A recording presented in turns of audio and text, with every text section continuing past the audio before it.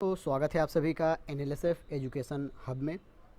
आज का जो हमारा क्लास है वो एडीसीए का सेकंड क्लास चलेगा और इस क्लास में हम लोग माइक्रोसॉफ्ट नोटपैड जो होता है उसके बारे में हम लोग पढ़ेंगे और उसके फंक्शन के बारे में जानेंगे और जानेंगे कि इसका प्रयोग कहाँ कहाँ होता है और इसको यूज करने के लिए हमें कौन कौन से इसके टास्क बार को मेन्यू बार को जानना पड़ता है।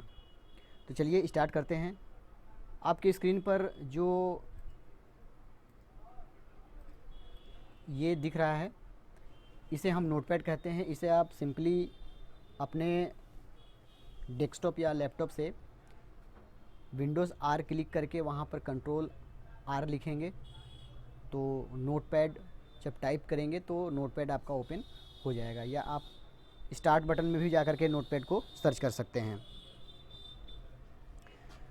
सबसे पहले हम जान लेते हैं कि नोटपैड होता क्या है। मैं नोटपैड की डिफिनेशन और साथ साथ नोटपैड में जो जो file, edit, format, view, help, ये जितने भी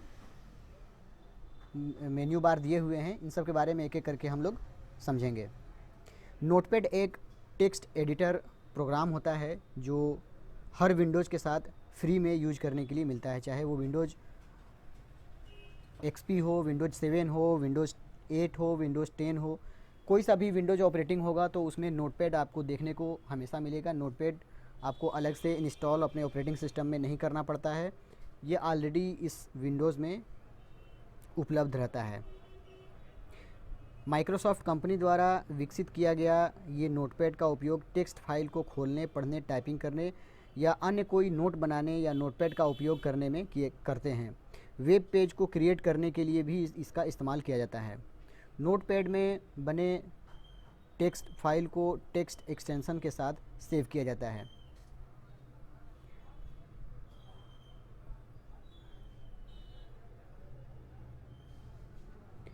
ये जो एरिया आप देख रहे हैं यहाँ पर,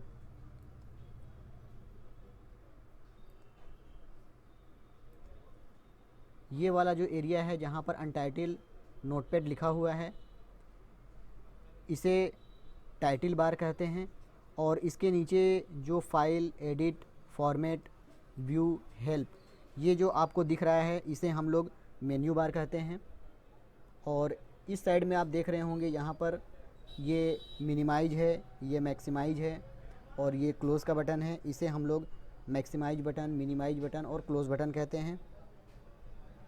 ये जो एरिया होता है यहाँ पर हम टेक्स्ट को लिखते हैं और ये जो इसका होता है ये स्टेटस बार होता है।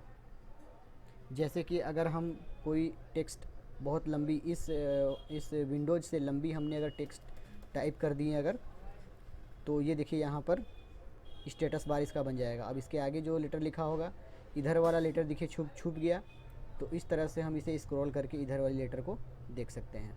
तो इसे कहते हैं स्टेटस बार।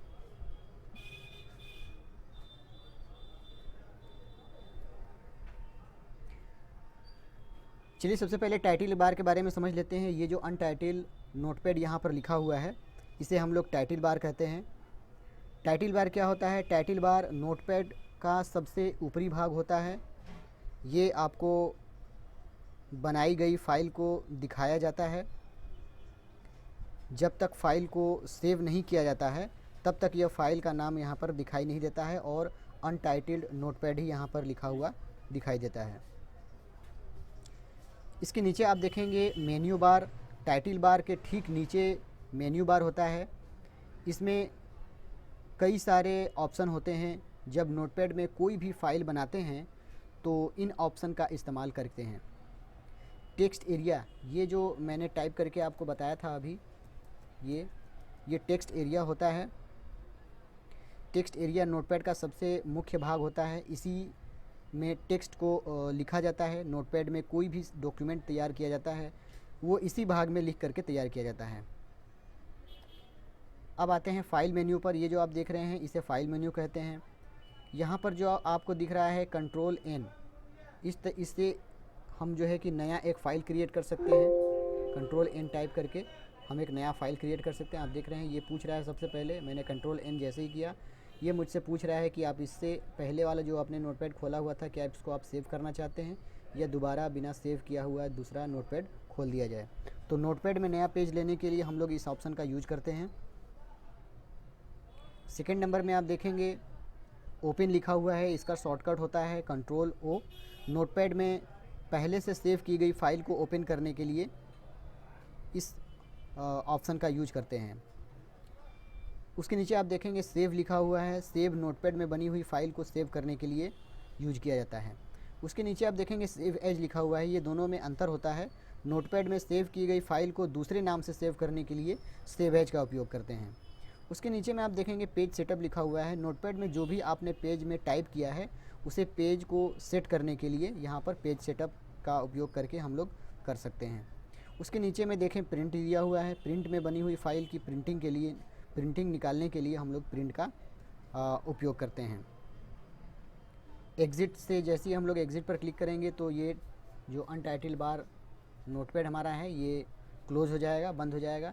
यहाँ से भी बंद कर सकते हैं और यहाँ से भी बंद कर सकते हैं इसे। सेकंड आते हैं, यहाँ पर देखते हैं आप एडिट मेन्यू।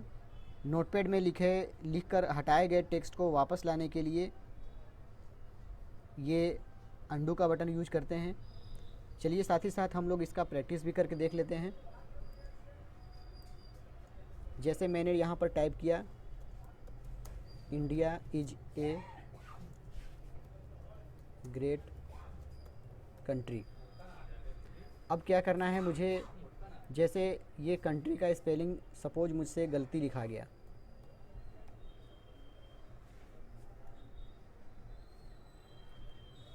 बाद में मुझे अगर सही करना है, पहले वाला सही लिखा था बाद में मैंने गलती लिख दिया था, तो क्या करेंगे यहाँ से एडिट में जा कर के अंडू कर देंगे तो ये देखिए ऑटोमेटिक पहला वाला आ गया। फिर से अंडू करेंगे तो उससे पहले वाला आ गया, फिर से अंडू करते हैं तो उससे पहले वाला आ गया। तो हमें ये समझ में आता है कि अंडू का प्रयोग तब होता है जब कोई टाइपिंग करने में या कंप्यूटर को एक्सेस करने में कोई गलतियाँ हो जाती हैं, फाइल को एक्सेस करने में, तो कंट्रोल जेड क्लिक करके हम लोग अंडू करके वापस ला सकते हैं जो भी गलतियाँ हमारी हुई हो या जिस भी टेक्स्ट को हम लोगों ने सही टाइप किया है। इसके नीचे देखते हैं कट दिया हुआ है, कट क्या क्या उपयोग होता है। सपोज मुझे इस ईज को कंट्री के बाद टाइप करना है, तो मुझे टाइप नहीं करना है, मैं चाह रहा हूँ कि यहाँ से ये हट जाए और कंट्री के बाद चला जाए। तो यहाँ पर देखिए कट का ऑप्शन ओपन हो चुका है, कट को क्लिक करेंगे, यहाँ से ईज हट गया, यहाँ पर कर्सर लाएंगे और इसे ले जा कर के पेस्ट कर देंगे, तो देखिए ईज यहाँ पर आ गया। तो इस तरह से हम लोग कट का प्रयोग करके किसी भी टेक्स्ट को कॉपी करके उसे डायरेक्ट मूव करने के लिए यूज करते हैं। उसी तरह से नीचे में आप देखेंगे डिलीट दिया हुआ है। डिलीट अगर हम इसे सिलेक्ट कर लेते हैं तो यहाँ पर देखिए अब इसे हम डिलीट भी कर पाएंगे, तो ये ईज यहाँ से डिलीट हो गया। अब सपोज हमारे पास बहुत ज़्यादा फाइल टाइप किया हुआ है, इंडिया, पहले इसको सही हम लोग टाइप कर लेते हैं, India is a great country. अब देखिए मैं क्या करता हूँ, कंट्रोल सी करके मैं हर बार इसको पेस्ट कर देता हूँ। इसके नीचे आते हैं भी, फिर कंट्रोल भी, फिर नीचे आते हैं। ये मैं इसलिए कर रहा हूँ ताकि मैं आपको ये जो ऑप्शन है फाइंड वाला, इस ऑप्शन को मैं आपको बता सकूँ। तो अब इसका शॉर्टकट की आप देखेंगे क्या है, फाइंड का कंट्रोल F।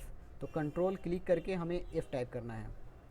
जैसे हम कंट्रोल क्लिक करके F टाइप करते हैं तो हमारे पास ये विंडोज एक आ जाता है। अब सपोज मुझे इस पूरे नोटपैड में जहाँ जहाँ पर A लिखा हुआ है, मुझे A को फाइंड करना है। मैं A टाइप करूँगा और फाइंड नेक्स्ट करूँगा। अब देखेंगे A यहाँ दिखा रहा है। ये आप एक चीज़ ध्यान देंगे, डायरेक्शन ये डाउन से है तो ये नीचे से खोज करके दे रहा है, मुझे इसे अप कर देना है, तो ये अब ऊपर से खोज करके A जहाँ जहाँ लिखा होगा A खोज करके ऊपर से देगा। तो अब देखिए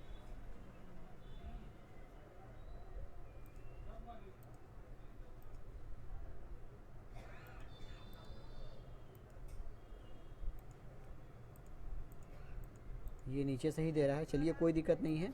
A हमें जहाँ जहाँ मिलेगा वहाँ वहाँ A ये दिखाता जाएगा। अब सपोज मुझे ग्रेट खोजना है, ग्रेट कहाँ कहाँ लिखा है, तो ये देखिए ग्रेट, यहाँ ग्रेट लिखा है। फाइंड नेक्स्ट करेंगे, ऊपर में अब कहीं नहीं है। डाउन करेंगे, डाउन में देखिए नीचे में जहाँ जहाँ ग्रेट लिखा हुआ है वहाँ वहाँ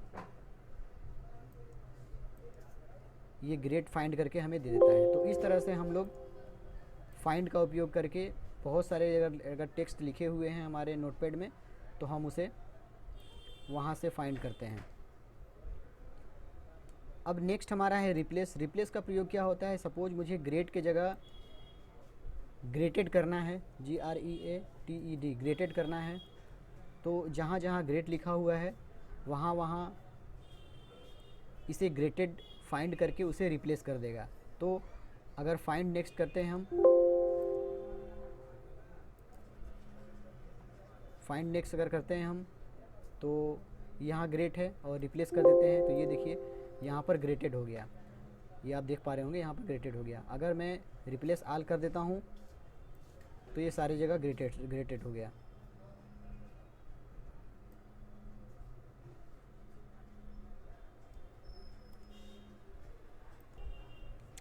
तो इस तरह से हम लोग किसी भी टेक्स्ट को फाइंड करके वहाँ पर दूसरे टेक्स्ट को रिप्लेस कर सकते हैं।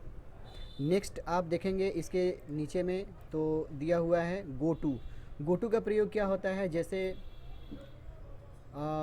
मुझे लाइन 1 में जाना है तो लाइन 1 को क्लिक कर देंगे, लाइन 1 पर मैं चला गया डायरेक्ट। इसका प्रयोग वहाँ होता है जैसे अगर यहाँ पर जो टेक्स्ट मैंने टाइप किए हुए हैं ये अगर बहुत ज़्यादा है, अगर ये बहुत ज़्यादा है और मैं चाह रहा हूँ कि यहाँ से मुझे जो ये टेक्स्ट लिखे हुए हैं तो यहाँ से मुझे, अब मैं इसे तो गिन नहीं सकता हूँ, अगर ये बहुत ज़्यादा अगर ये होगा यहाँ से आप देखिए तो मैं गिन नहीं सकता इसे। तो मुझे सपोज कि मुझे तीसरे लाइन पर जाना है तो उसके लिए मैं यहाँ से गो टू का यूज करूँगा। सपोज इसमें देखिए 29 पूरे लाइन है और 29 में से मुझे तीसरे लाइन पर जाना है। 3 यहाँ पर मैं क्लिक कर देता हूँ तो यहाँ देखिए कर्सर जो है मेरा तीसरे लाइन पर आ गया। आप ऊपर से देखेंगे 1 2 3 तीसरे लाइन पर हमारा कर्सर आ गया। तो इस तरह से गो टू का यूज करके हम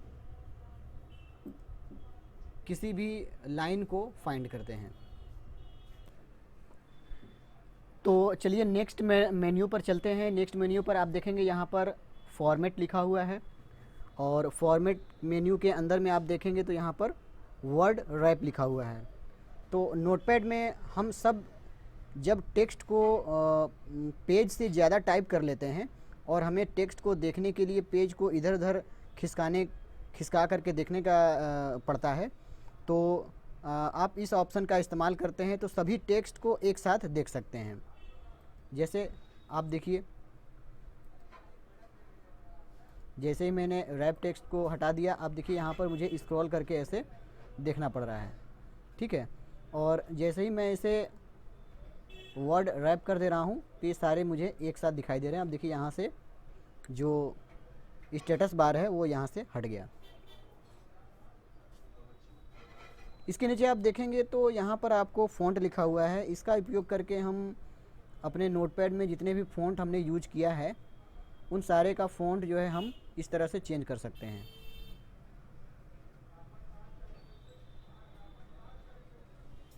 तो अभी जो फ़ॉन्ट है आप देख सकते हैं कि ये कंसोल फ़ॉन्ट है। अगर मुझे कॉपर रखना है तो मैं यहाँ से कॉपर क्लिक करके ओके कर देता हूँ। ये सारा कॉपर में हो गया। चेंज करना है, फिर से जाएंगे। सपोज मुझे फिक्स डेज करना है, फिक्स डेज हो गया। यहाँ से जा कर के मैं ओके कर दूँगा। ये सारा फिक्स डेज में हो गया।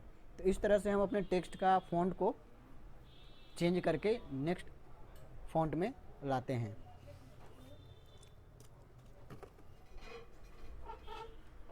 नेक्स्ट चलते हैं। यहाँ पर देखेंगे आप कि व्यू लिखा हुआ है। व्यू में स्टेटस बार यहाँ पर हम लोगों ने हटा दिया है। इसको लाएंगे, फिर से स्टेटस बार करेंगे तो स्टेटस बार के नीचे एक लाइन बन कर के आ जाएगा। और हेल्प का हमें कोई ज़रूरत नहीं है यहाँ पर, तो हेल्प हम छोड़ देते हैं। तो आज का क्लास हमारा ये था कि नोटपैड के ऊपर था। इस तरह से हम लोगों ने नोटपैड को सीखा। चलिए एक बार रिवीजन कर लेते हैं और फिर से कुछ सीख लेते हैं और एक बार आपको क्लास को दोहरा देते हैं। ये सारे को मैं कंट्रोल ए करूँगा और डिलीट का ऑप्शन क्लिक करके डिलीट कर दूँगा। ये सारा डिलीट हो गया। हम यहाँ पर कुछ फ़ॉन्ट टाइप करते हैं।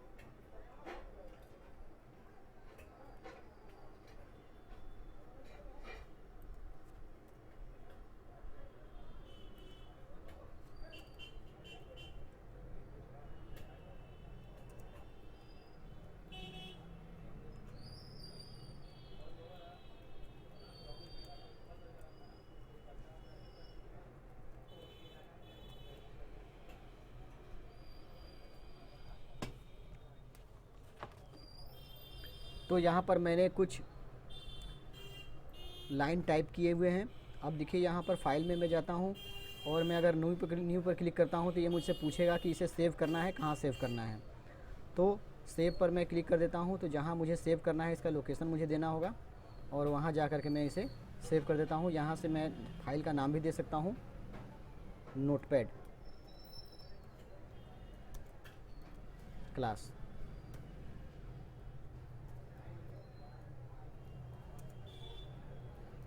नोटपैड क्लास और यहाँ से मैं इसे सेव कर देता हूँ। तो ये देखिए यहाँ पर टाइटल बार में इसका नाम जो है चेंज हो गया नोटपैड क्लास के नाम से।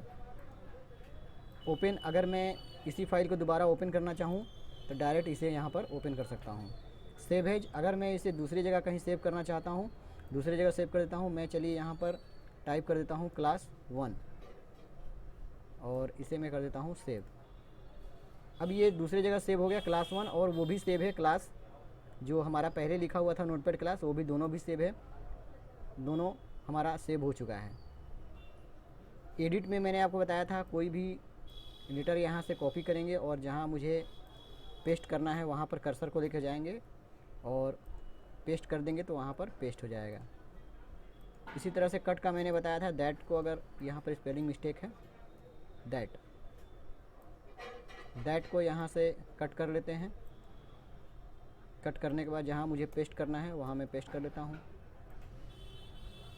फाइंड का मैंने बताया था आपको, मुझे अगर इसमें से अगर 2 को फाइंड करना है तो 2, आप देखिए यहाँ पर फाइंड हो चुका है 2।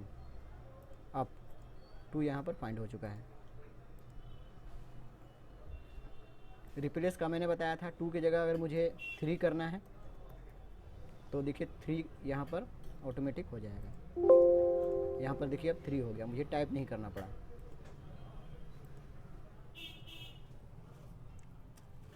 गो टू, अगर मुझे सपोज दैट प्यूपल के आगे कुछ टाइप करना है और कर्सर को मैं माउस से नहीं लाना चाहता हूँ, कर्सर मेरा यहाँ पर है, तो यहाँ जाएंगे और यहाँ गो टू पे कर देंगे और लाइन 2 कर देंगे। दूसरे लाइन पर आ गया 1, चूँकि मैंने यहाँ पर इंटर मारा था तो 1 2 3 4, ये चौथे लाइन पर है। मैं कर्सर को यहाँ करता हूँ और रिप्लेस, यहाँ पर मैं करता हूँ गो टू 4। तो अब डायरेक्ट प्यूपल के पहले यहाँ पर आ चुका है हमारा कर्सर और यहाँ टाइप करना चाहेंगे तो टाइप हो जाएगा एनी प्यूपल। ठीक है, तो इस तरह से ये सारे हम फंक्शन का यूज कर सकते हैं। इसका शॉर्टकट की आप देखेंगे यहाँ पर शॉर्टकट दिया हुआ है अंडू करने के लिए कंट्रोल जेड। जितने भी मैंने यहाँ पर काम किए हैं वो सारा अंडू होने लगेगा, ये देखिए अंडू। ठीक है, कट के लिए कंट्रोल एक्स है, कॉपी के लिए कंट्रोल सी है, पेस्ट के लिए कंट्रोल वी है, डिलीट के लिए कंट्रोल डी है, फाइंड के लिए कंट्रोल एफ है, फाइंड नेक्स्ट के लिए F3 है, रिप्लेस के लिए कंट्रोल H है, गो टू के लिए कंट्रोल G है, सेलेक्ट आल के लिए कंट्रोल L और टाइम एंड डेट के लिए ऑटोमेटिक आज का जो टाइम होगा यहाँ पर आ सकता है। जहाँ जहाँ मुझे टाइम देना होगा और समय देना होगा वो यहाँ पे टाइप हो सकता है। टाइम एंड डेट देखिए यहाँ पर भी आ गया, इंटर करके अगर मुझे यहाँ करना है टाइम एंड डेट यहाँ भी आ गया। यहाँ देखिए 7:47 पर 7:48 पर PM 25 तारीख 5वां महीना 2023।